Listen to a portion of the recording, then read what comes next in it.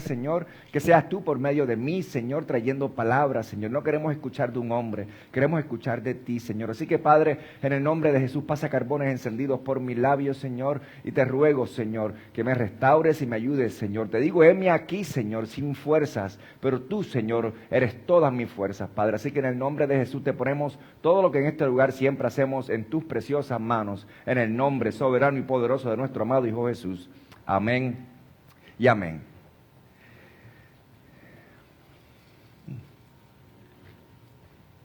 Bueno, iglesia, Dios les bendiga en esta mañana. Nos encontramos en el estudio de la palabra en Mateo capítulo 9, versículos del 27 al 33. La semana pasada terminamos el versículo 26, hoy comenzamos el 27 hasta el 33. Y sabemos y reconocemos que es un privilegio tener la oportunidad de poder leer esta palabra, ¿verdad que sí? Les confieso que cada semana es un gozo para mí el poder tener y dedicar tiempo al estudio de este maravilloso evangelio. Es un privilegio maravilloso y lo espero semana tras semana con muchas ansias. Me encanta pasar tiempo con Dios, con su palabra, el poder leerla y desmenuzarla, tratar de pasar el mayor tiempo que pueda con ella. Me encanta, me nutre el corazón y me llega al alma. Y tengo, aparte de eso, el doble privilegio de poder venir y traer y compartir esta palabra con cada uno de ustedes. Es de gran alegría para mí. Pero debo de admitir que si nadie viniera, ni hubiera un sermón que predicar, el estudio en sí mismo de esta palabra valdría la pena en sí misma, porque carga una riqueza que transmite la persona de Jesucristo. Conocemos más al Señor por medio de ella, y a eso se nos llama, ¿verdad? Venimos a aprender, venimos a buscar la palabra de Dios, venimos a aprender quién es el Cristo de la Biblia, porque cuando Él regrese, porque Él regresará, amén. Cuando Él regrese lo vamos a poder reconocer. Hay muchos que dicen conocer quién es Jesús, pero no lo conocen verdaderamente. Pero si estamos nosotros consumiendo la palabra, tenemos las lámparas encendidas y conocemos cada característica de Él, no seremos engañados. Así que es hermoso el poder estar aquí y poder compartir esta palabra. Ahora, nos encontramos estudiando Mateo capítulo 9. Hemos estudiado versículo por versículo los primeros 9 capítulos. Y en esta mañana vamos a tratar de casi concluir, nos faltarán a lo mejor 1 o 2 mensajes más y concluiremos Mateo 9. Pero quiero que vayan al versículo 27, la primera parte, hasta la primera parte del versículo 33. Mateo 9 del 27 al 33. Y aterricen sus Biblias en ese lugar y vamos a pasar tiempo ahí. Y luego vamos a estar yendo en otros versículos para darle ¿verdad? Contenido y contexto a estos textos. Hemos titulado esta sección, el sermón, Milagros de la audición y la visión. Cuando Dios creó al hombre, le dio dominio sobre la tierra. Adán era el rey de la tierra. Tenía derecho a gobernar la tierra. Dios se lo había dado, a nombrar a los animales de la tierra, a dominar el orden creado. Él era el rey y su reino era una creación increíblemente maravillosa y asombrosa, de la mente infinita e incomparable del Dios creador de todo. Un reino de luz, un reino de gloria, un reino de maravilla, un reino de belleza por todo lugar. Pero el hombre pecó y perdió su corona, perdió su dominio. El reino de la luz fue reemplazado por un reino de oscuridad en esta tierra. El dominio del hombre fue usurpado por Satanás, y debido a esta usurpación y debido al reino de la oscuridad, entonces llegarían las lágrimas, llegaría el dolor, llegaría la tristeza, llegaría el sudor, llegaría la pena, llegaría la enfermedad, llegaría las heridas, los sufrimientos, las decadencias, las disputas, las luchas, las guerras, los caos, los asesinatos, las mentiras, y finalmente llegaría la muerte. Y así ha sido para el hombre en su mundo, en su vida. Pero casi tan instantáneamente como cuando el hombre cayó, Dios prometió que algún día restauraría el reino una vez más. Algún día el hombre volvería a ser el rey de la tierra. Algún día el dominio le sería arrebatado a Satanás. Algún día el reino de la oscuridad terminaría para siempre y el reino de la luz y la gloria regresaría. Algún día y para siempre llegará. De hecho, en Génesis capítulo 3, tan pronto como el hombre cayó, Dios prometió que vendría uno que sería llamado la simiente de la mujer y que ese mismo heriría la cabeza de la serpiente. Y así desde entonces en el Antiguo Testamento estuvo lleno de promesas de que Dios traería un libertador, que Dios traería un rey y que ese rey restauraría el reino, restablecería el gobierno de Dios, eliminaría la enfermedad, la muerte, el dolor, la tristeza, la guerra, las luchas. Y los profetas repetirían una y otra vez que este rey vendría. Este era el mensaje principal de ellos. El hijo ungido, el rey de reyes, el conquistador de Satanás, el derrotador de la muerte, el destructor del pecado, el sanador.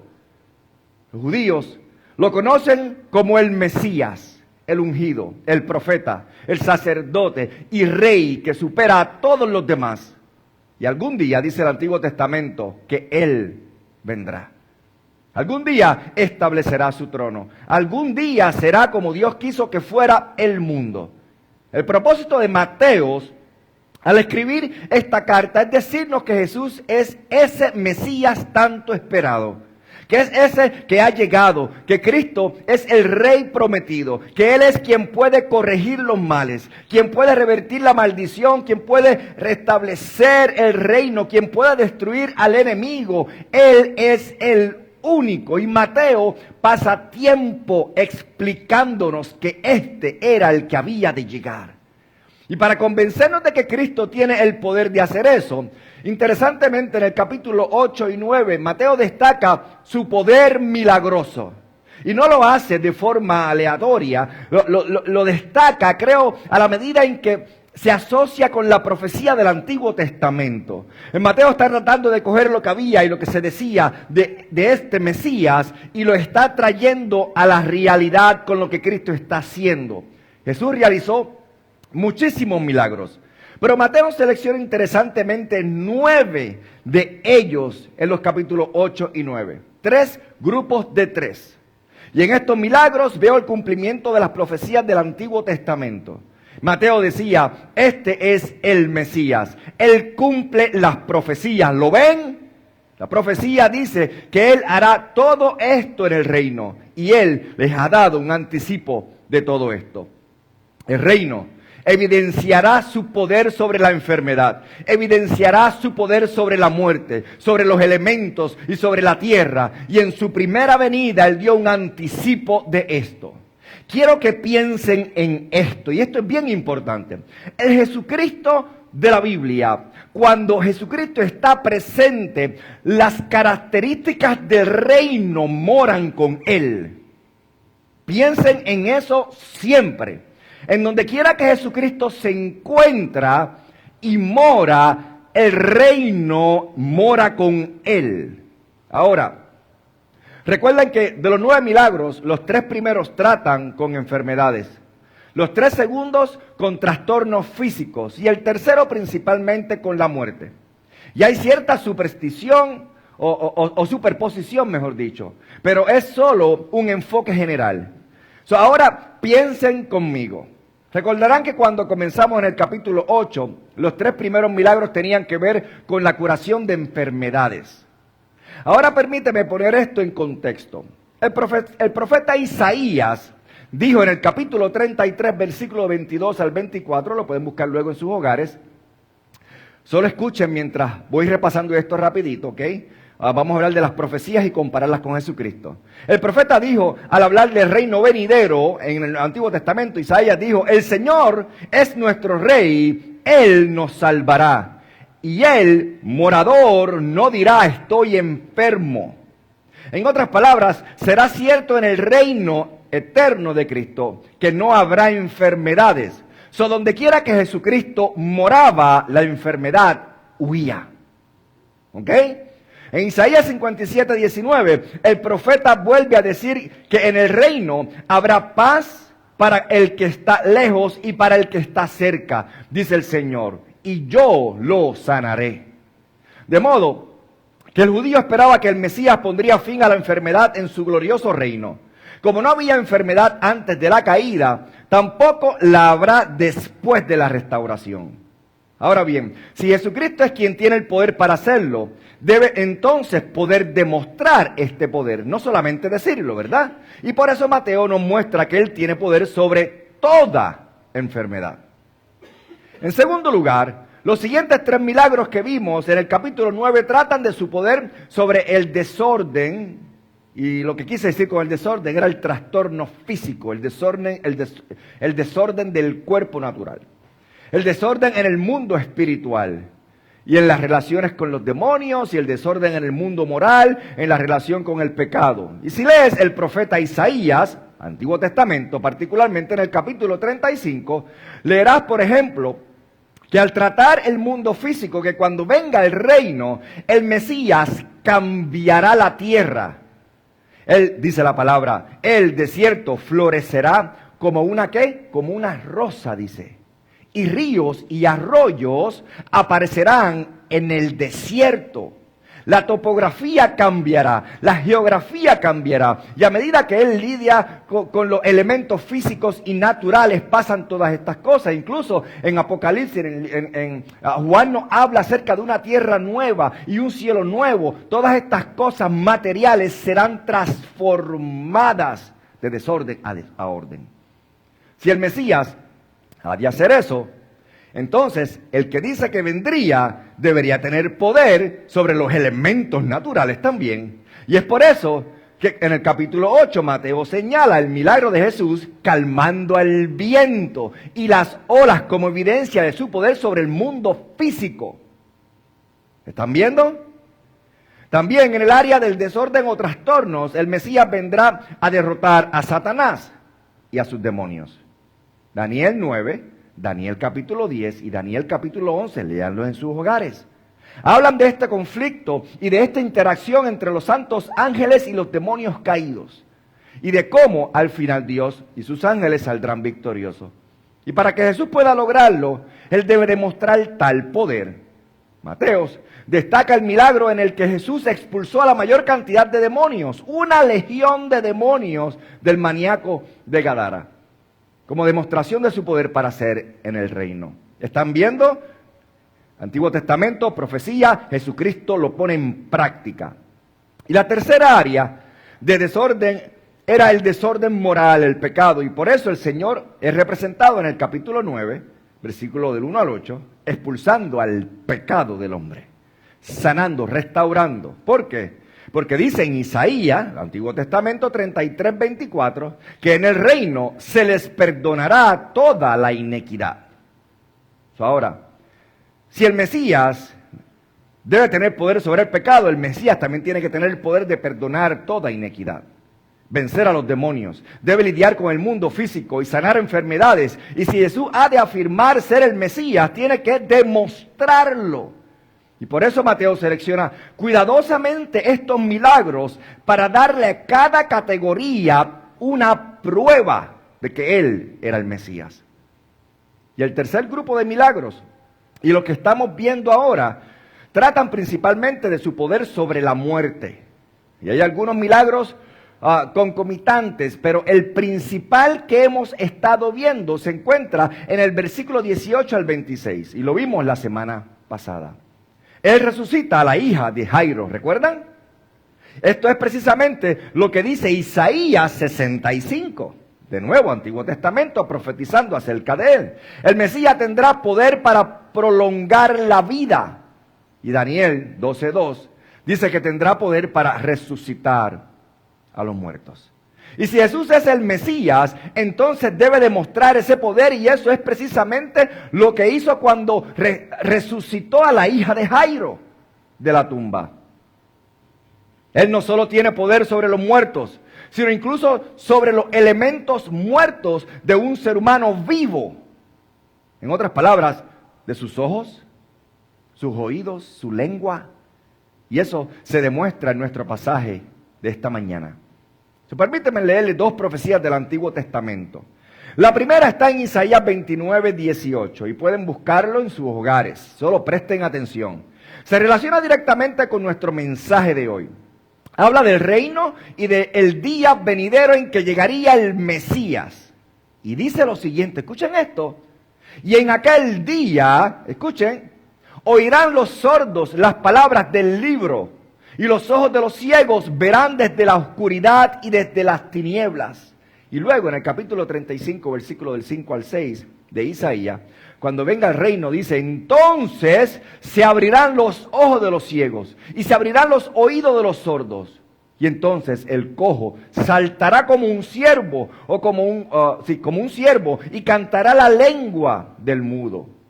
Así que el Antiguo Testamento decía que los sordos oirían, que los mudos hablarían, que los ciegos verían y que los cojos andarían. Que el Mesías devolvería la vida a las facultades muertas del cuerpo físico. Milagros de vista y de audición. Y eso es precisamente lo que encontramos en los versículos del 27 al 33 de Mateo 9. Otra confirmación, otra demostración de que Jesús es el Mesías profetizado. Pues lo cumple explícitamente. ¿Por qué esto es tan importante para nosotros? ¿Por qué? ¿Por qué venimos a la iglesia a aprender esto de Dios? Porque nosotros vivimos en un mundo caído, vivimos en un mundo que está lleno de dolor y de quebranto, vivimos en un mundo donde la gente tiene la mente trastornada, vivimos en un mundo donde el enemigo está tratando de distraerte a tal magnitud para que no puedas reconocerlo cuando él venga. Vivimos en un mundo donde se ha tratado el enemigo de infiltrar por todas las áreas y tratar de decir y ponerle una definición de quién es él. Y por eso tú y yo estamos aquí en esta mañana, para saber, conforme al texto, con pruebas evidentes, quién es nuestro Salvador. ¿Por qué? Porque te conviene, me conviene reconocerlo. Recuerden esto siempre, es para tu beneficio, porque la palabra de Dios dice que Él trae abundancia a tu vida, Él trae lo que tanto tú anhelas, lo que tu corazón tanto desea. Hay muchas personas que buscan felicidad en cosas externas, pero nunca podrán recibir la felicidad verdadera a menos que conozcas la fuente verdadera de ella. La buscarás en todo lugar y no la encontrarás. Tendrás episodios temporales de una falsa felicidad que el enemigo te presentará. Pero déjame decirte algo. Hay muchas personas que no le dan el valor a la iglesia. La iglesia, hermano, no salva a nadie. Es Jesucristo. ¿Estamos de acuerdo? Es Jesucristo quien salva. Pero cuando usted está enfermo, a donde usted va es al doctor. Cuando usted está de emergencia, como nosotros anoche estuvimos en la sala de emergencia a la 1 de la mañana, por allá por Lakeland. Cuando usted va a emergencia, cuando usted tiene una emergencia, va al hospital, a la sala de ¿qué? De emergencias, ¿verdad que sí? Usted no se queda en su casa lo más tranquilo. Pero déjame decirte, si usted sabe que usted tiene un problema de pecado en su vida, y créame que todos lo tenemos, usted debe de ir corriendo a la sala de emergencia, y la sala de emergencia que cura el pecado se encuentra en la casa de Dios. Y usted va a la casa de Dios a ser edificado, a que venga Dios y le inyecte la medicina que usted tanto necesita para ese día, para esa semana, para esa temporada. Y por eso es que debemos anhelar venir a la casa de Dios a ser edificados y llenos de Él, porque necesitamos de Él. Así que no podemos nosotros decir y menospreciar la iglesia, porque hay algunos lugares que estén tal vez haciendo cosas que no son de Dios. Esas no son iglesias, son lugares que aparentan ser iglesias manejadas por los espíritus malignos de Satanás para poder distraer y destruir lo que Dios quiere darte. Pero déjame decirte algo, si tú aprovechas el momento en que Dios te está llamando, que te está tocando a la puerta, que te está sacudiendo para hacerte despertar y dejarte saber, oye, estoy aquí para ti, escucha mi voz, te estoy llamando, entonces responde a ese llamado. Porque cuando tú respondes a ese llamado, vas a ver la gloria de Dios. Pero debe de ser algo en que debe de venir de adentro de ti. Tiene que haber un deseo permanente y puro. Tiene que haber algo dentro de ti que anhele, que anheles la medicina del cielo. Porque sin la medicina del cielo, hermanos, lo que recibirás será temporal. Temporal. No importa qué edad tengas.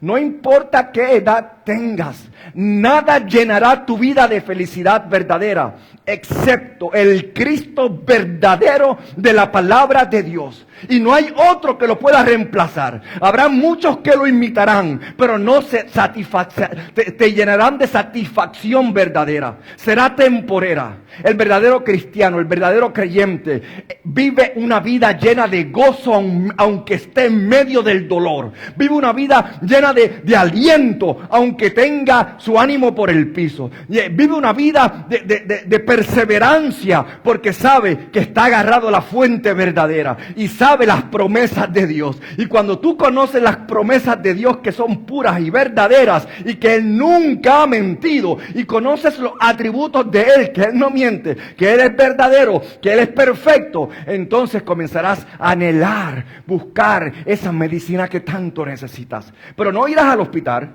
no vendrás a la iglesia, no vendrás a buscar de la fuente del cielo si tú piensas que estás bien. Si tú piensas que estás bien, quédate en tu casa, porque esto no es para los que están bien, esto es para los que necesitamos y tenemos hambre y sed de Dios para poder nosotros ser edificados y llenados por Él, que no sabemos que no podemos respirar sin Él. Esto es para Él.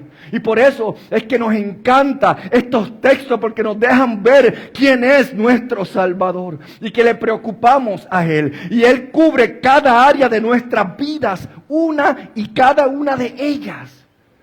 Permíteme agregar un pie de nota a todo esto. Cuanto más estudias el Nuevo Testamento, más evidente se le hace que Jesús en su primera venida se vistió de un despliegue literalmente deslumbrante de anticipos de lo que vendría en su reino. Si ustedes ven esta palabra y ustedes ven cómo Él demostró cómo sería el reino. Hermano, la palabra dice en el libro de Apocalipsis, Juan escribió estas palabras. Escuchen bien. Dice que en el reino venidero no habrá más llanto, no habrá más dolor, no habrá más enfermedades, no habrá más nada de estas cosas. ¿Saben lo que pasa con eso? ¿Saben lo que pasa con eso? Que eso es por causa de la presencia del reino en medio de ese lugar. Y Jesucristo, cuando vino, Él demostró el reino en ese lugar. En otras palabras, no hay nada mejor que estar en la presencia de nuestro Salvador. Amén. Esto es importante que lo entiendas. Por ejemplo, cuando fue llevado al monte y se transfiguró, se desnudó y le mostró su gloria a aquellos discípulos. Allí estaba, en un microcosmo, en una pequeña visión, lo que sucedería en la segunda venida. Más tarde, en el día de Pentecostés, cuando todos fueron llenos del Espíritu y comenzaron a hablar en otros idiomas, en otros lenguajes, se declaró esto precisamente. Esto es lo que dijo el profeta Joel. En otras palabras, esto fue una muestra de lo que finalmente vendría en la plenitud de la forma final de su glorioso reino. De modo que su vida se convirtió en una serie de destellos hermosos del poder supremo que se demostraría cuando establecería su gobierno eterno en la tierra, en el cielo nuevo, en la tierra nueva. Mateo no selecciona estos milagros al azar. Esto no es por casualidad. Hay un propósito que Mateo quiere enseñarnos acerca de nuestro Salvador. No los incluye solo porque le gustó la historia.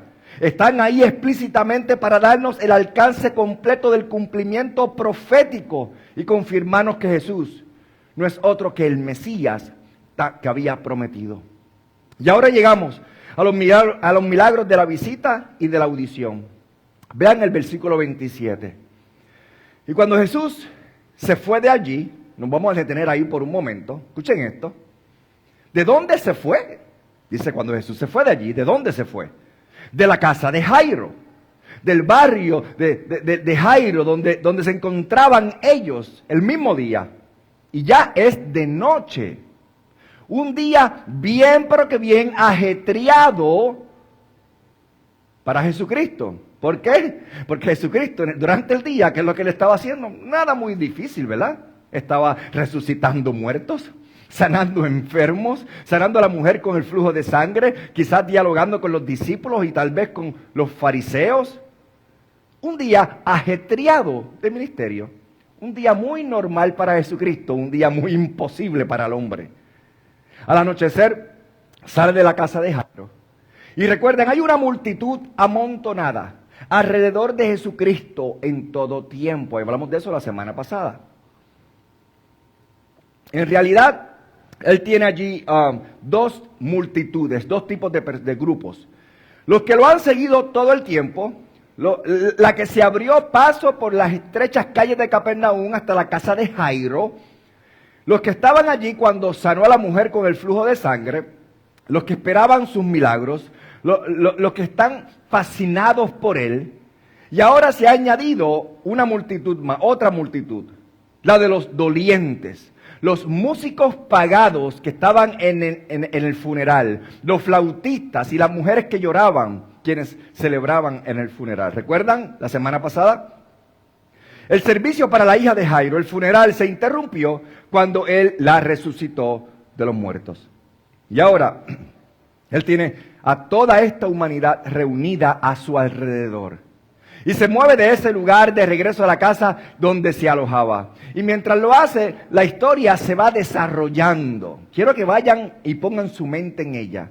Y quiero que avancemos a través de la historia con un simple resumen. Y quiero que vean este maravilloso milagro que el Señor realiza. Primero, vamos a hablar de la curación de dos ciegos. Y lo primero que queremos destacar es la condición de los hombres, ¿ok? La condición de los hombres.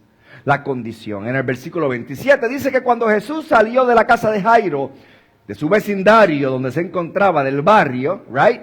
Dos ciegos le siguieron. Hermanos, si ustedes no se lo pierdan, traten de ir conmigo para que puedan capturar algo hermoso. Aquí hay oro molido que se van a llevar hoy si prestan atención. Dice que cuando salió de la casa de Jairo, de su vecindario, dos ciegos le siguieron. Dos ciegos le siguieron. La ceguera era una enfermedad común, un trastorno común en Egipto, en los países árabes y también en Israel. De hecho, los evangelios incluyen más curaciones de ciego que cualquier otro tipo, interesantemente. Esto podría identificar la frecuencia con que las personas quedaban ciegas. La pobreza y las condiciones insalubres que lo acompañaban. La luz del sol intensa, el calor excesivo, la arena con el viento dándole en el rostro constantemente, los accidentes, las guerras, los organismos infecciosos. Todo esto contribuiría a la ceguera que se movía mucho en aquel entonces. Muchas personas eran ciegas de nacimiento y muy comúnmente su ceguera de nacimiento era interesantemente causada por un tipo de gonorrea. Y a veces ni siquiera se sabía que existía en la madre. Y sin embargo, cuando el bebé pasaba del útero a la matriz, esos gérmenes específicos se adheraban a los ojitos del bebé. Y en tan solo 3 días el niño quedaba ciego para siempre. Por eso hoy en día se aplican gotas antisépticas en los ojos de los recién nacidos. ¿No lo sabías? Por esa es la razón de que cuando nacen le echan gotitas en los ojos a los bebés. Y prácticamente por causa de eso hemos podido capturar el problema y eliminarlo antes que se desarrolle. Y eso también puede haber sido lo que rondaba en la mente de los discípulos en Juan 9:2. Ahora que tienen eso en mente, escuchen esto. Cuando vieron al hombre ciego de nacimiento y preguntaron, ¿quién pecó? ¿Este hombre o sus padres? Puede que hubiera una cierta teología en esa pregunta, pero también puede que hubiera algo de medicina en ella. Era una pregunta un poco directamente relacionada con la biología o lo físico. Y quizás decía, ¿estás ciego? ¿Estás ciego? ¿Naciste ciego? Entonces fue que tus padres pecaron. Porque muy a menudo una enfermedad venérea contraída en una situación pecaminosa era la causa de la ceguera de un niño y traía la gonorrea y el niño se le pegaba y quedaba ciego. Así que eso era algo común para las personas cuando nacían ciegas y por eso en esa cultura decían, si nació ciego, hay que ver a los padres. Las sulfamidas lo han erradicado casi por completo, las medicinas han tratado con eso casi por completo hoy en día. Pero todas estas cosas crearon el problema de la ceguera y parecía ser un problema grave en aquel entonces. Y los ciegos andaban juntos, dos de ellos. ¿Escuchan bien? No era raro ver un par de ciegos aferrados uno al otro. No era raro. Y así nuestro Señor le dijo a los fariseos en una ocasión, piensen en esto, son como un ciego guiando a otro ciego. Ambos caen en el hoyo, dice la palabra. Así vemos la condición de los hombres. O venían estos dos ciegos agarrándose, caminando, pero ninguno de los dos veía. Esto es aplicativo a la vida nuestra, donde nosotros tratamos de buscar consejo y nos aferramos a otro ciego y tratamos de buscar un consejo por medio de otro que tampoco ve. Piensen en eso. En segundo lugar, vemos el llanto de los hombres. Y este es un punto extremadamente importante. Los dos hombres lo seguían. Estaban entre la multitud, abriéndose paso a empujones, intentando mantenerse con el grupo en su ceguera, empujándose y apretándose con todos los demás mientras abandonaban el barrio de Jairo. Ellos iban y escuchaban y la gente iba para allá y seguían a la gente y a la multitud porque sabía que allí estaba Jesús y abandonaron el barrio detrás de Jesús.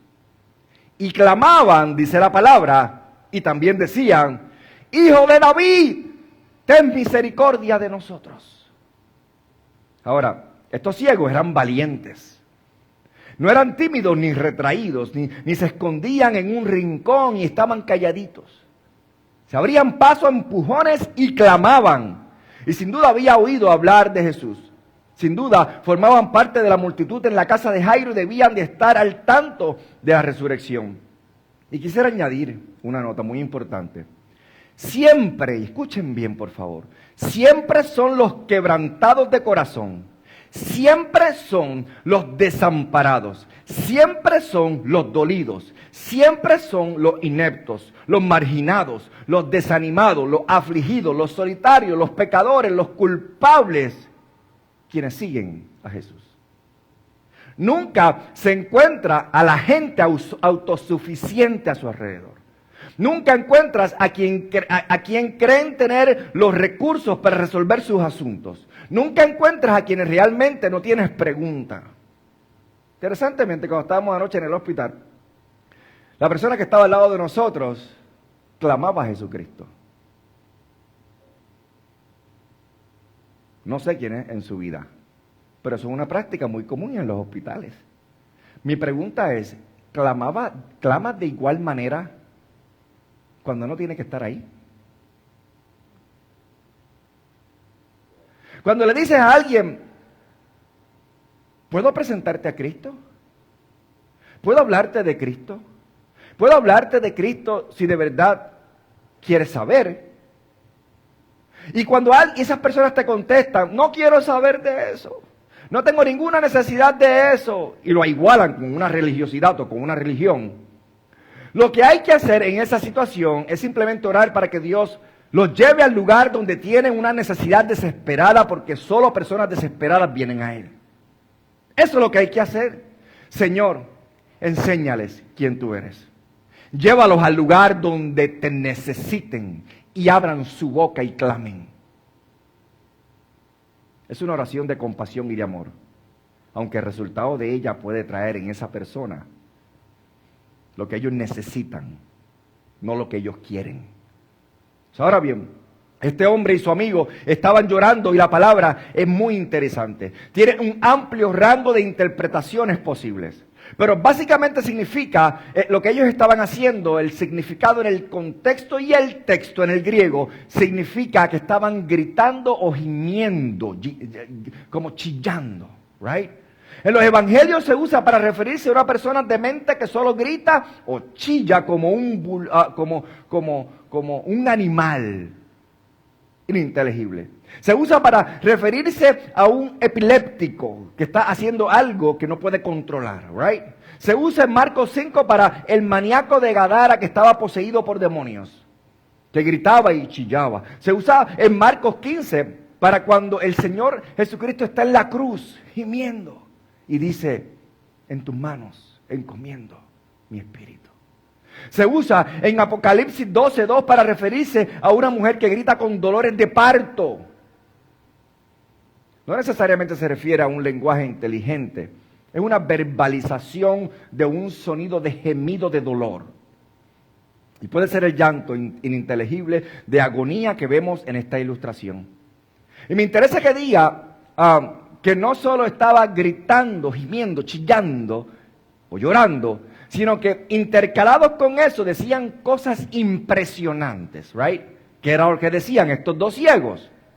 Hijo de David, ten piedad de nosotros. Pero no era algo calculado, frío, pedante ni académico. Clamaban con una agonía, desesperación y profunda necesidad, y gritaban, gemían, suplicaban y rogaban. Y esa es la desesperación de la que se compone la regeneración del hombre. Escuchen bien. Además de su llanto y de sus chillidos, y mezclado con ello decían esto. Miren de nuevo el versículo 27, una declaración muy importante. Decían: hijo de David, hijo de David. Ahora bien, ¿te has preguntado alguna vez por qué estos ciegos decían eso? ¿Por qué llamaban a Jesús de Nazaret hijo de David? ¿Conocían su linaje de José? ¿Quién era del linaje de David? ¿Conocían el linaje de María, que también, según Lucas capítulo 3, era del linaje de David? No estoy seguro si sabían o no. Pero el término hijo de David era la designación judía común para el Mesías que tanto ellos esperaban del Antiguo Testamento. Era el título judío común para el Mesías, hijo de David. Mateo sabía que era el punto del reconocimiento judío. Por eso, si no se han dado cuenta, en el primer capítulo de Mateo comienza con la genealogía de Cristo. Comienza diciendo: libro de la genealogía de Jesucristo, hijo de David. ¿Qué es eso? Esa era una afirmación mesiánica. Él es el prometido, por eso es tan importante. Él es el prometido, Él es el prometido. Es algo que anhelaban por centuries, cientos de años, miles de años. Y de momento el que habían tanto prometido, aquí había llegado y esta era la evidencia. Por eso era importante. Por eso Mateo comienza dando su genealogía y después dice: hijo de David. Y en este título, hijo de David, se encuentra todo el concepto de dominio, de realeza, de monarquía del que hablaron los profetas, de este gran rey. Verás, en el Antiguo Testamento decía que el Mesías sería ante todo la descendencia de una mujer, es decir, un hombre o un ser humano nacido de mujer. El Mesías sería la descendencia de una mujer, pero una mujer virgen, pero no obstante un ser humano. Y entonces Dios iba a redimir al hombre a través del hombre. El hombre pecó, el hombre sería el que pagaría. Pero de todos los hombres que pudo haber elegido, lo redujo en Génesis 22 y dijo: no solo la descendencia de la mujer, sino la de la mujer y luego la de Abraham. Y lo redujo aún más y fue más específico. Y de todos los que salieron de Abraham, no solo cualquiera, sino la descendencia específica de la tribu de Judá. Y de todos los que salieron de los lomos de Judá en Génesis 49:10, ¿sabe lo que dijo? Lo reduciré de nuevo a la descendencia de David. Así que el Mesías vino a través del hombre, a través de Abraham, a través de Judá y finalmente a través de David. Y por eso en 2 de Samuel 7 encontramos esa importante declaración en el versículo 12, donde Dios le promete a David y le dice: y cuanto tus días se cumplan y duermas con tus padres, yo levantaré después de ti a una descendencia, a un descendiente tuyo, que procederá de tus entrañas, y afirmaré su reino. Él edificará casa a mi nombre, y yo afirmaré el trono de su reino para siempre. Yo seré su padre, y él será mi hijo. Y eso no se cumplió con el rey Salomón, ¿lo sabes? Se cumplió con Jesucristo, el hijo de David. Y todo judío sabía interpretar 2 Samuel capítulo 7. Sabía que finalmente vendría un hijo de David. En Lucas capítulo 1 la Biblia nos dice en el versículo 32 que el ángel dijo: este será grande y será llamado Hijo del Altísimo, y el Señor Dios lo bendecirá y lo bendecirá con todo su ser. Le daré el trono de David su padre, en el versículo 69. Y nos levantó un poderoso Salvador en la casa de su siervo David. El capítulo 2, versículo 4 dice: José subió de Galilea, de la ciudad de Nazaret, a Judea, a la ciudad de David, porque era de la casa y el linaje de David. Y en Hechos capítulo 2 se identifica a Cristo como el cumplimiento de la promesa de David. Y Pablo lo hace en sus epístolas. Y Juan lo hace en el Apocalipsis, una y otra vez, una y otra vez. Cristo es llamado el Hijo de David. Ahora acompáñenme por un momento a un par de pasajes bíblicos en sus Biblias. Si no las tienen, escríbanlos por ahí y en sus hogares lo leen, que considero que son muy importantes. Mateo 21, versículo 9. Mateo capítulo 21, versículo 9. Quiero que esto quede bien grabado en sus mentes, no se me distraigan. Aquí tienen el momento en que Jesús hizo su entrada triunfal en la ciudad. Y la multitud lo aclamaba y lo alababa, arrojando palmas a sus pies y llorando. Y versículo 9 dice: las multitudes que iban delante y detrás gritaban: ¡Hosana al Hijo de David! Luego decían: bendito el que viene en el nombre del Señor, hosana en las alturas. Decían que este es el Mesías tanto esperado, lo que estaban diciendo. Hosana significa salvar ahora. Que viene en el nombre del Señor y que representa las alturas. Él era Dios mismo. Así que la misma multitud, aunque un tanto voluble, le daba a Jesús títulos mesiánicos en público. Y de esos títulos mesiánicos, ninguno es más directo que el título del Hijo de David. Vayan al capítulo 22 de Mateo. Lo que digo es que incluso la multitud volvía y venía donde él y sabía que el Hijo de David era el título correcto para el Mesías y se lo estaban dando a él. No solo eso, también lo sabían los fariseos que nunca creyeron en Cristo, ¿sabes? En Mateo 22 los fariseos estaban reunidos y Jesús les preguntó: ¿qué piensan del Cristo? ¿O del Mesías? ¿De quién es hijo?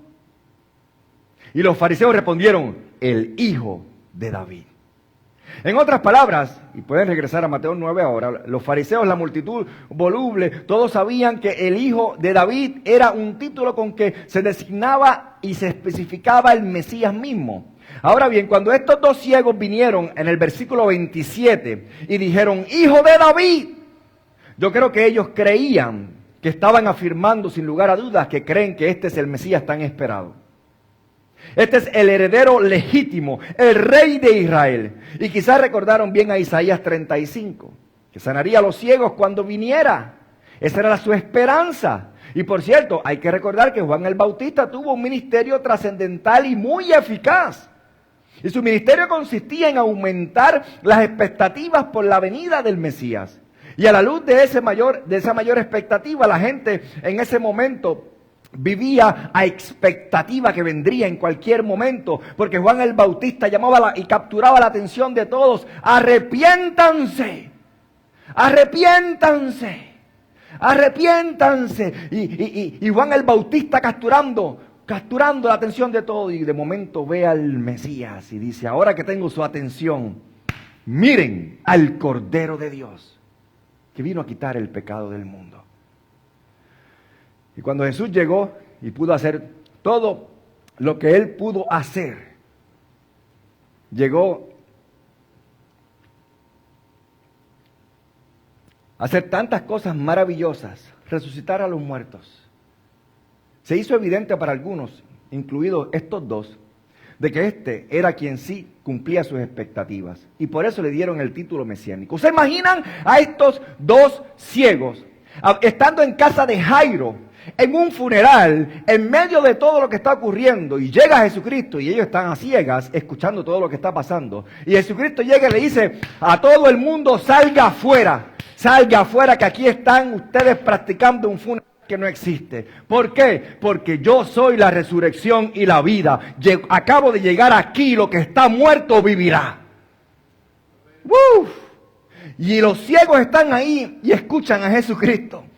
Y viene y Jesucristo se acerca a la niña y le dice: Talita tumi, niña, a ti te digo, levántate. Y la niña se levanta y los padres se vuelven locos y no saben qué hacer. Y estos ciegos dicen: este es el que puede devolver la vista a mis ojos. Por eso se le fueron detrás.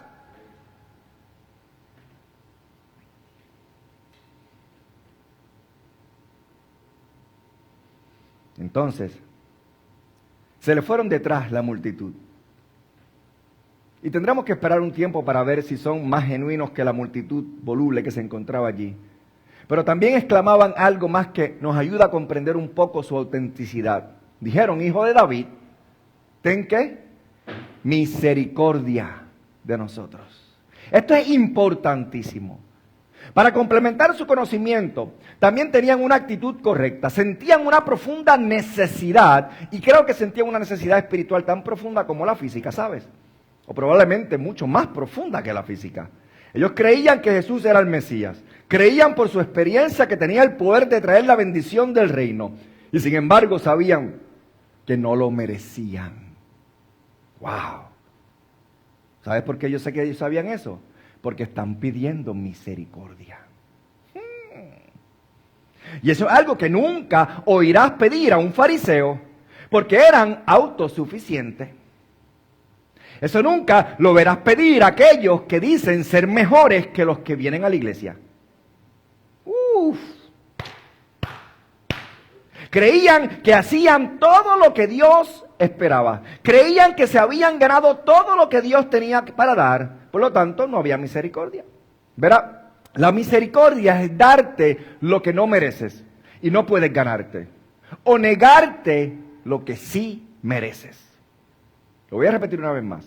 La misericordia es darte lo que no mereces y no puedes ganarte, o negarte lo que sí mereces. ¿Recuerdas el fariseo en Lucas capítulo 18 que fue al templo a orar y dijo: Señor, te doy gracias porque no soy como los demás hombres? Hago todo lo que se supone que debo de hacer. Yo doy el diezmo, oro, ayuno y hago todas estas cosas. Pero el hombre del rincón que se encontraba al otro extremo se golpeaba en el pecho y decía: Señor, ten piedad de mí, soy un hombre pecador. Y Jesús dijo: ese hombre regresó a casa justificado y no el otro. El fariseo nunca pidió misericordia porque nunca pensó que la necesitaría. Pero estos dos vinieron no solo con una comprensión correcta de quién era Cristo, sino también con una comprensión correcta de lo indigno que eran. Buscaron misericordia, acudieron a las personas correctas. De verdad que sí, Él era misericordioso. Porque esto es importante, hermanos. Porque por eso estamos nosotros aquí hoy. Estamos aquí porque entendemos que no merecemos absolutamente nada, que somos seres imperfectos y pecadores y que buscamos de la fuente de perfección y de santidad para que restaure nuestras vidas. Estamos en el lugar correcto. Hay muchos que no les interesa venir a buscar misericordia porque piensan que no la necesitan. Aunque no lo verbalizan con sus acciones, lo dicen. Es más, una de las cosas que más debes de tener presente es que cuando tú llegues al entendimiento, cuando llegue a tu mente, o el enemigo siembre esto, trate de sembrar esto en tu mente, reconócelo inmediatamente. Nunca pienses que sabes lo suficiente de Cristo. Nunca pienses que sabes ya lo que tienes que saber acerca de Él. Porque en el momento que pienses eso, es el momento que te debes de dar cuenta que no conoces nada de Él. ¿Ok? El que se crea que se lo sabe todo, no sabe absolutamente nada. Piensen en eso. En el libro La vida en el reino, hay una sección sobre la misericordia del Señor muy hermosa. Y algún día, si lo compran ese librito, es bien bueno. Y permíteme leerte unas líneas. Mira lo que dice. Me gustó mucho esto. Dice, fue el ser humano más misericordioso que jamás haya existido, hablando de Jesucristo. Extendió la mano a los enfermos y los sanó. Extendió la mano a los lisiados y les dio piernas para caminar. Sanó los ojos de los ciegos, los oídos de los sordos y la boca de los mudos. Encontró a prostitutas, recaudadores de impuestos, libertinos y borrachos, y los atrajo al círculo de su amor y los redimió y los puso de pie. Tomó a los solitarios y los hizo sentir amados. Tomó a niños pequeños, los abrazó y los amó. Nunca hubo persona sobre la faz de la tierra con la misericordia de este hombre. Una vez pasó un cortejo fúnebre y vio a una madre llorando porque su hijo había muerto. Ya era viuda y no tenía un hijo que la cuidara. ¿A quién le importaría? Pero Jesús detuvo el cortejo fúnebre, puso su mano sobre el ataúd y resucitó al niño porque a él le importaba. Pues bien, ese es el Señor misericordioso que nosotros le servimos.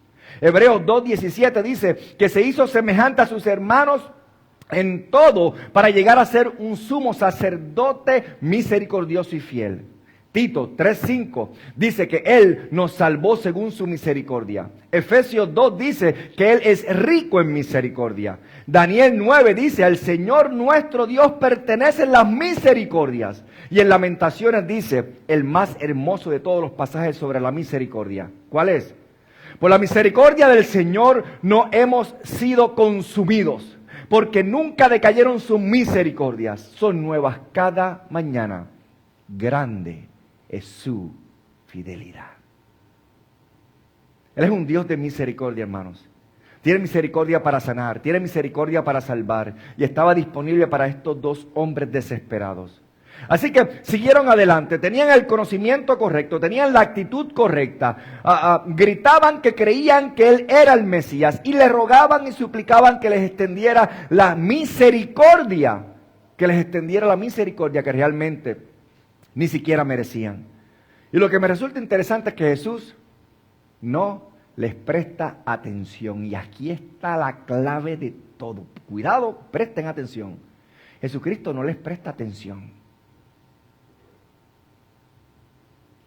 Les permite abrir su corazón una y otra vez, manifestando persistentemente su autenticidad como una forma de sacarlos de lo voluble y pasajero, de lo superficial. Y lo que Jesucristo está haciendo según va caminando y va escuchando a estos hombres, Él está haciendo y diciendo lo siguiente dentro de sí. Y lo vamos a ver. Él va caminando, los ciegos están gritando, ten misericordia de nosotros, hijo de David. Y Jesucristo va diciendo dentro de él, si la fe es real, persistirán. Watch this. No se darán la vuelta hasta que Él los sane. ¿Ok? Si la fe es verdadera, persistirán. Si la fe no es verdadera, se cansarán y se darán la vuelta y se irán. Así es que Él prueba la fe, la hace correr hasta el extremo para demostrar su autenticidad. Así vemos la condición en el llanto de estos hombres. El tercer lugar, la confrontación. En el versículo 28. Finalmente le responde Jesucristo, al fin. Pero miren lo que sucede. Dice, y cuando llegó a la casa, no cualquier casa, sino la casa. ¿Ok? ¿Qué casa? No sabemos exactamente qué casa, pero la casa que probablemente se refiere a la casa donde Él se alojaba. ¿En qué casa se alojaba? Bueno, no estamos muy seguros, pero creo que podría haber sido la casa de Pedro en Capernaum. Todavía estaba en la ciudad de Capernaum, en la costa norte del mar de Galilea, y regresaba a ese lugar. E iba a la casa. Era donde iba. Regresaba al lugar donde se alojó. Él tenía una casa, quizás esa casa de Pedro en Galilea. Y tenía una casa en Judá, por si no lo sabías. Y esa era la casa de María y Marta y Lázaro, ¿recuerdan? Y ese fue lo más cerca que Jesucristo pudo haber tenido de un hogar, porque esos eran los dos lugares que frecuentaba. Y finalmente llegó a la casa. Y había sido un día muy ajetreado, enseñando, predicando, sanando, caminando y tratando con la multitud. Y llegó a la casa por fin. Y mira lo que dice. Y unos ciegos acudieron a él. Me impresiona la absoluta falta de privacidad que tenía nuestro Señor. Escuchen esto.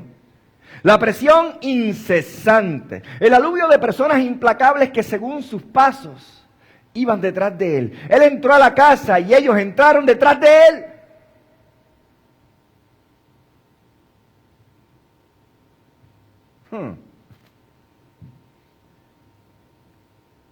No creo que ninguno de nosotros pueda siquiera imaginar cómo debió ser tener estas personas tan trágicas aferradas a él durante todo su ministerio, sin conocer ningún momento de privacidad. Ay, llegué a mi casa y no le digas a nadie dónde vivo. Jesucristo no era así.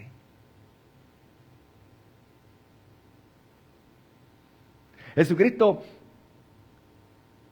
era para todos, en todo momento, a toda hora, excepto cuando era tiempo de pasar tiempo con papá. Cuando era tiempo de pasar con el Padre, Él se apartaba en la noche, se retiraba a un lugar privado de oración. Pero finalmente en la casa no puede evitarlos. Y hay una verdad importante aquí, hermanos, presten atención porque esto es clave. Cada sanidad que hemos visto en este capítulo, cada una de ellas implica persistencia. Y así es como Jesús despertó la verdadera fe en ellos.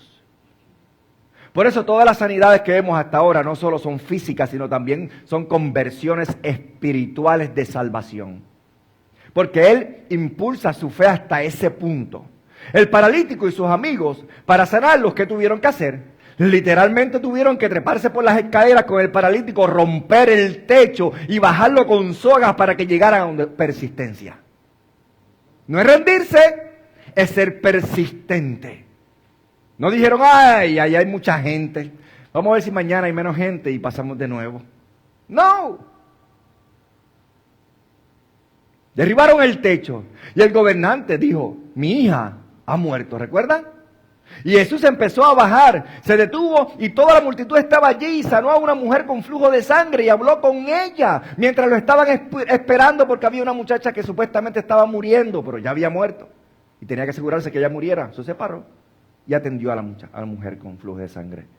¿Por qué? Porque la mujer de sangre tuvo persistencia y llegó hasta donde era, hasta tocar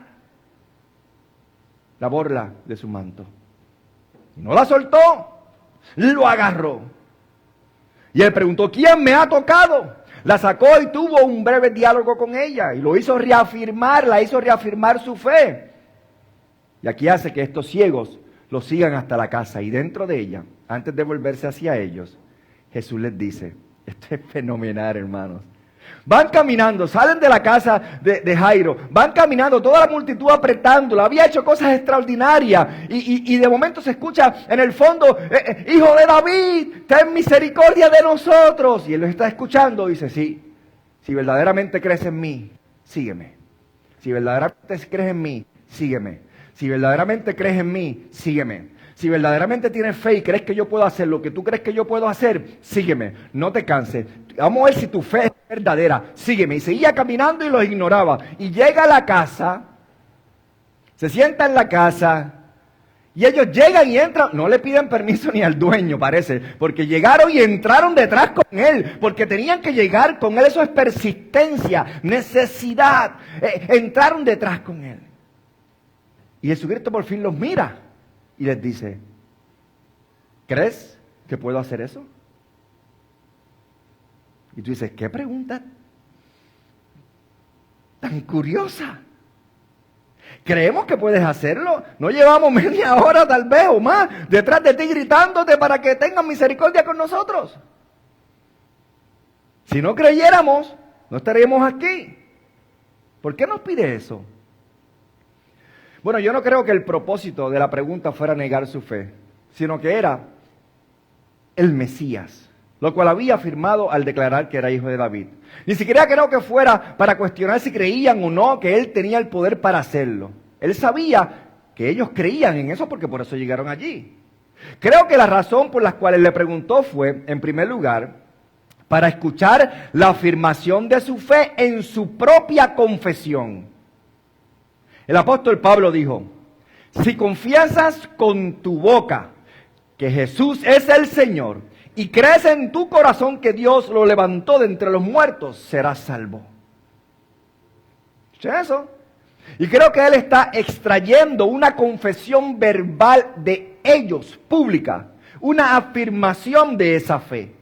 Podrían haber dicho, bueno, seguro que creemos, ellos podían haberlo dicho, pero él quiere afirmar la autenticidad de su fe, para que sirva de testimonio de lo necesario para una conversión genuina. A Jesucristo le interesa más que ellos se salven, más que darle la vista. Ahora, cuando se salvan, el resultado será que iban a recuperar la vista. Y ellos dijeron, sí. Y mira lo que dice, sí, Señor. ¿Y por qué esto es importante? Porque dice, si confiesas con tu boca que Jesús es el Señor. Eso era lo que estaba buscando Jesucristo de ellos. Esa fue la afirmación de su fe. Y creo que también que él quería separarlos de quienes buscaban un libertador político. Y en realidad le está diciendo, ¿creen que estoy aquí como expresión del poder divino? No solo como un líder político. Era lo que estaba tratando de decirle.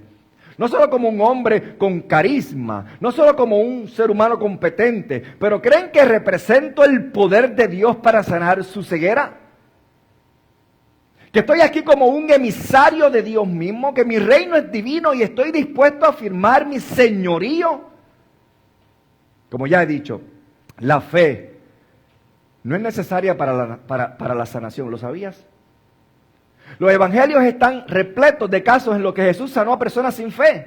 No dice ni una palabra sobre si tenían fe.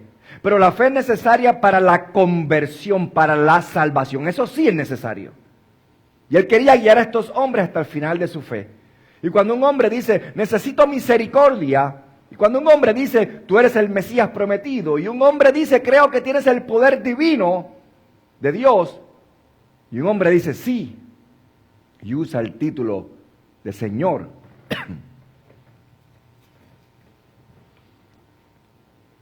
Esa es una fe salvadora consumada.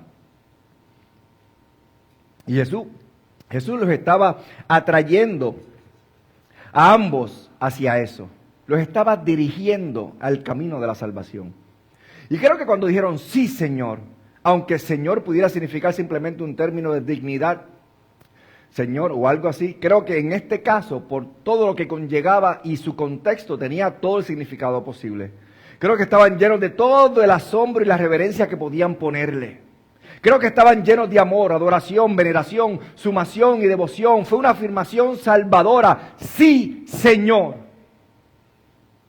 Y así pasamos de eso a un cuarto lugar, la conversión de los hombres. Vimos su condición, estaban ciegos. Presten atención. Vimos su condición, estaban ciegos. Vimos su clamor, hijo de David, ten piedad. La confrontación, la pregunta, ¿crees? Sí, Señor. Y ahora la conversión. Y creo que debemos usar esa palabra porque es más grande que una sanidad. Versículo 29 dice, entonces les tocó los ojos diciendo, conforme a vuestra fe os sea hecho. Y sus ojos fueron abiertos. Y creo que no solo se le abrieron los ojos físicos, sino que en ese momento la flor de la fe floreció por completo y se convirtieron en hijos de Dios. Jesús tocó a la gente con tanta frecuencia, expresó la ternura divina, los tocó los ojos, algo tan simple. Y esto me fascina, me encanta. ¿Sabes por qué? Porque Jesucristo no dijo, ok, todo el mundo présteme atención, mira lo que estoy a punto de hacer. Vamos, es más, vamos a aprovechar este momento y vamos a hacer un servicio de sanidad extraordinario. Traigan a todos los enfermos, porque ahora estoy a punto de hacer algo extraordinario. Mírenme, estoy a punto de hacer algo.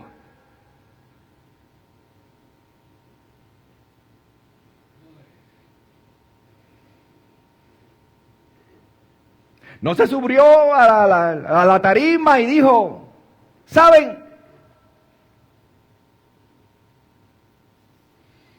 Estamos a punto de hacer algo que se van a quedar asombrados. ¿Tienen el popcorn?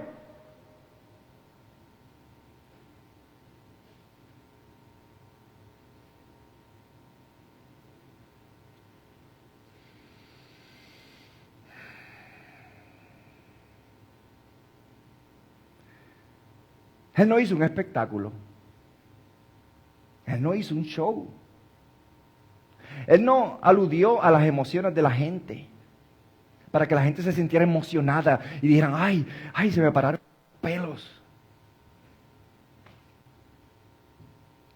Jesucristo no hizo eso.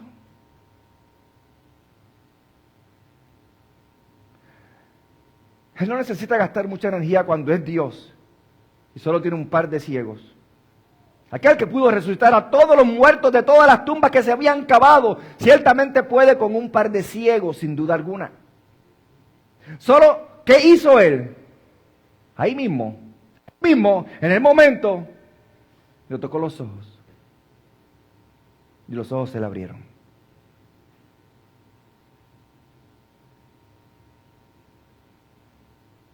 Y el tiempo airoso expresa el asombro hecho instantáneo.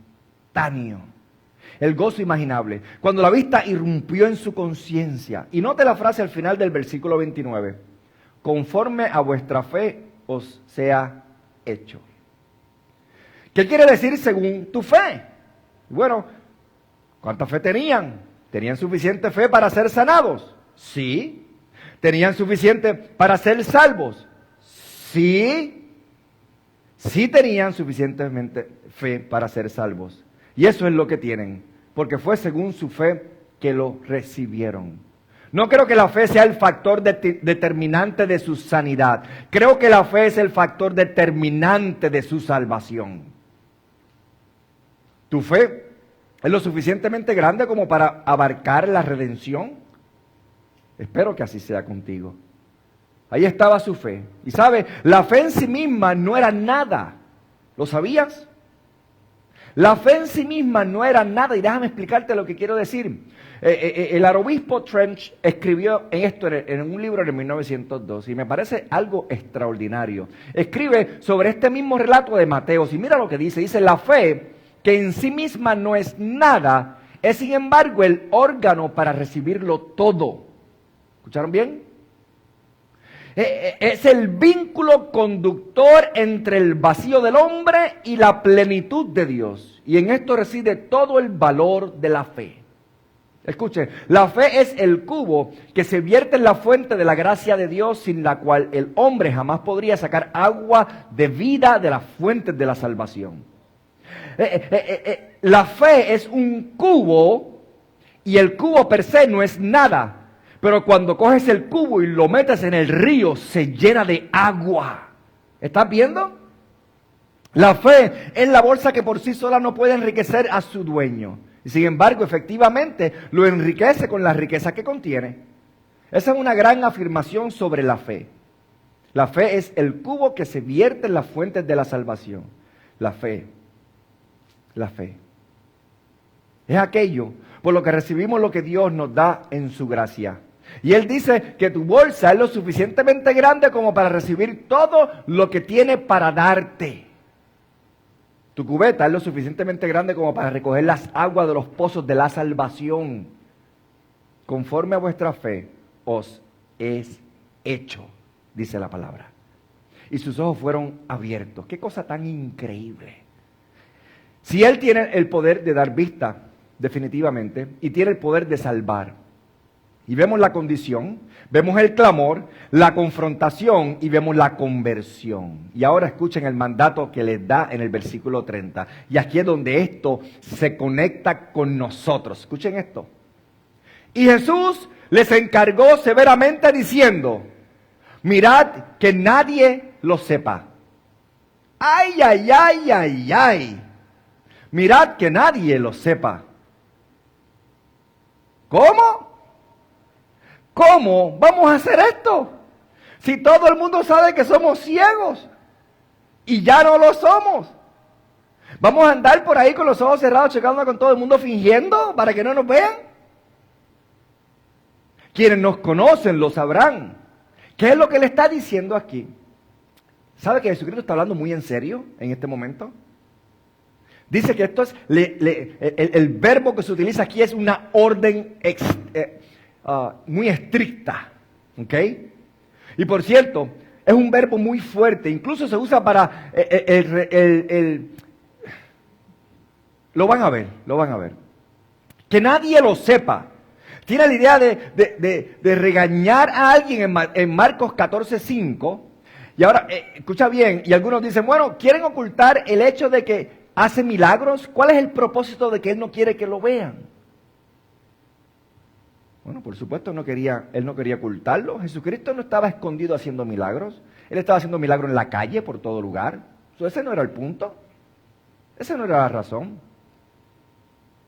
Bueno, entonces no quería que nadie se enterara. Y eso tampoco puede ser cierto porque sus amigos y familiares se enterarían de inmediato cuando vean a estos ciegos que ven. No. Entrará y podrán ver. Así que debe haber algo más grande aquí, algo diferente. No es que quisieran ocultar sus milagros o que no, porque si fuera el caso no lo hubiese hecho en público. Y no es que no quisiera que nadie lo supiera, porque todos los que rodeaban a estos hombres lo van a saber. ¿Por qué le dijo entonces que no lo divulgaran? Y le diré por qué creo que lo hizo. En primer lugar, la proclamación que había hecho de los ciegos era que los ciegos habían dicho que él era el hijo de David. Y ese era el título mesiánico sobre él. Y proclamar a Jesús como Mesías, hijo de David, heredero del trono, podría crear muchos problemas. Primero, los judíos no solo entenderían, porque no provenían de la clase dirigente judía. Y segundo, los romanos tampoco lo entenderían porque César era el rey y no quería más ningún otro. Y en definitivamente, si conocen la historia de Cristo, fue esa misma afirmación de que Él era el rey la que lo llevó a la cruz. Lo que Él está diciendo ahora es, todavía no es el momento de empezar este proceso. It's not the time yet. Dios sigue un calendario divino y el hombre no puede interrumpirlo, así que no lo digas. Y en segundo lugar, la gente tendía a verlo, al oír, a hablar de estas cosas y simplemente como un hacedor de milagros, lo que le daba una publicidad grandísima y peligrosa e innecesaria. ¿Recuerdas allá en Juan capítulo 6 cuando lo vieron alimentar a 5,000 personas? ¿Recuerdan eso? Quisieron hacerlo rey inmediatamente. Y más adelante dice, Jesús les dijo, después de que lo siguieron por todas partes, les dijo, no me sigan por lo que yo digo, sino porque quieren comida de gratis. Hay mucha gente que quiere a Jesús solo porque lo que Jesús puede ofrecerles. Vienen a Jesús porque tienen una necesidad y solamente quieren que le cumpla y le supla su necesidad y luego se hacen promesas para con Dios hasta que Dios los ayuda y cuando lo ayuda quebrantan su promesa. Así que tuvo que lidiar con el problema de que intentaran hacerlo rey y también tuvo que lidiar con el problema de la publicidad que trajo represalias. Y dijo, no es el momento para eso. Así que mejor no empiecen. No fue hasta el capítulo 10 que realmente comenzó a enviar a sus apóstoles con el mensaje correcto. Y no quería a alguien que saliera a la ligera con un mensaje confuso. Alguien que era tan nuevo como estos dos. Y esto es importante. Porque las personas reciben a Cristo y tienen su primer amor y quieren salir allí fuera a hablar de Cristo, pero no conocen nada de Él y lo que sale es un chorro de disparates. Aclaremos las cosas. Jesucristo envió a embajadores oficiales a proclamar quién era Él para que no hubiera duda. Y creo en tercer lugar que Él todavía quería que la gente sacara sus propias conclusiones. Creo que todavía quería que la gente no escuchara de Él de oídas, sino que vieran y lo vieran por sí mismo en lugar de juzgar. Y si estos hombres fueran más allá del círculo de quienes los conocían y empezaran a divulgarlo, la gente diría, bueno, ¿cómo sabemos realmente que tú eras ciego? Tú puedes decir que te dio la vista, pero como yo sé que verdaderamente tú eras ciego, yo I don't know you. No lo creemos. Jesucristo sabía todas estas cosas. Él no quería que hubiera duda de quién era él. Dijeron, ustedes no van a hacer el trabajo como tiene que ser. No. Sería mejor que la gente viniera y examinara por sí misma antes de llegar a esa conclusión. Así que básicamente esas son algunas reflexiones sobre la razón. Él no quería que un movimiento voluble o prematuro le trastornara a él como rey.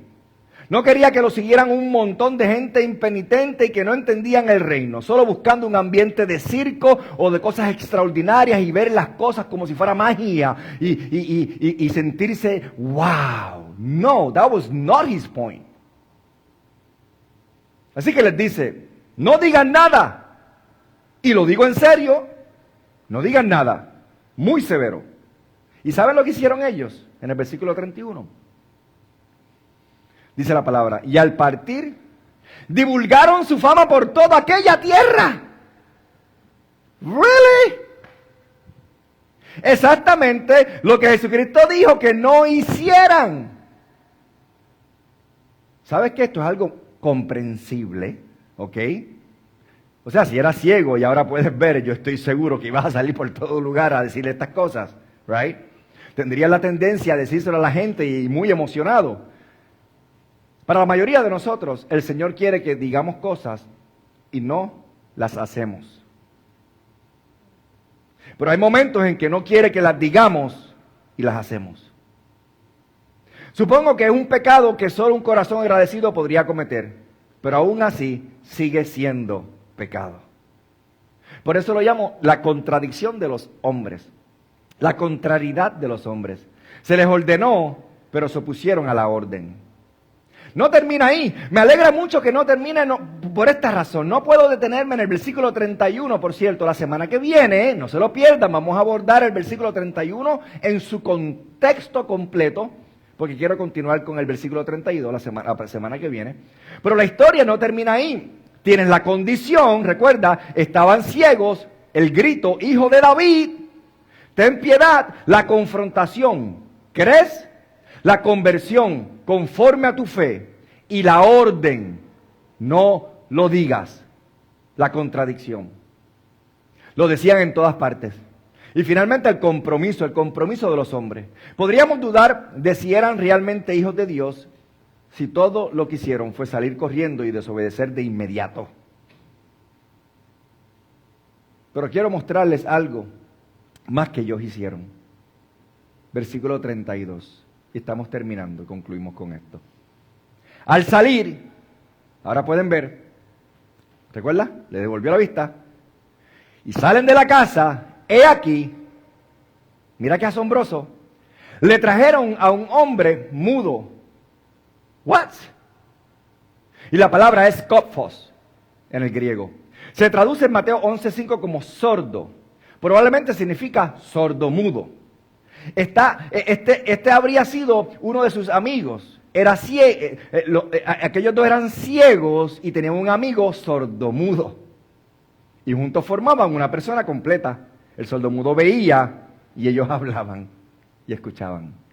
Y entre los tres se complementaban.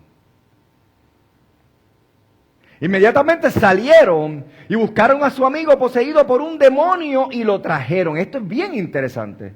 Este es el compromiso de los hombres. Uno de sus compañeros mendigos, la sordera, era muy común en aquel entonces también. Muy común.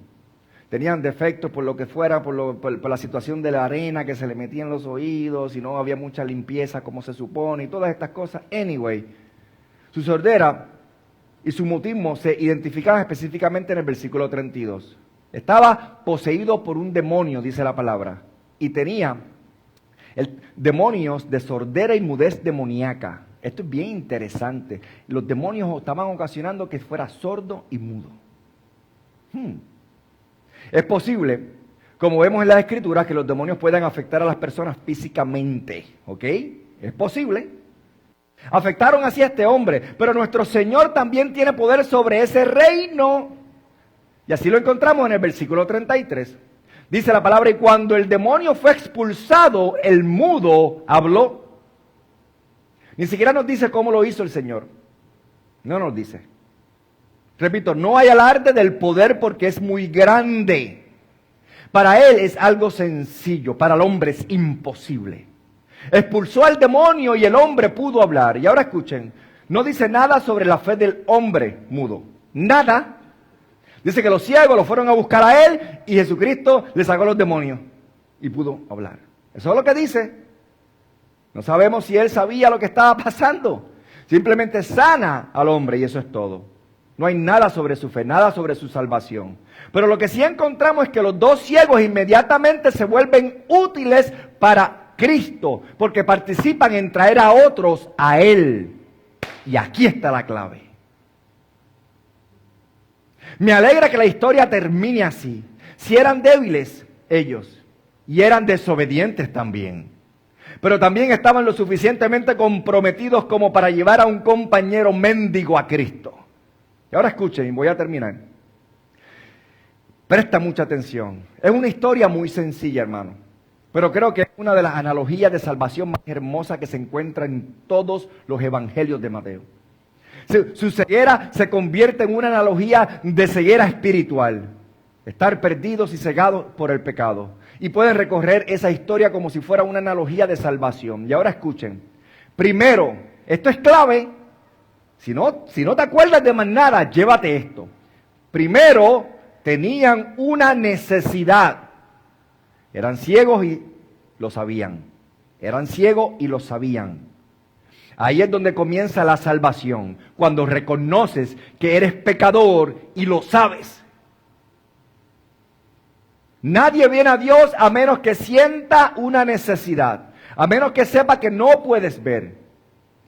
Es ciego.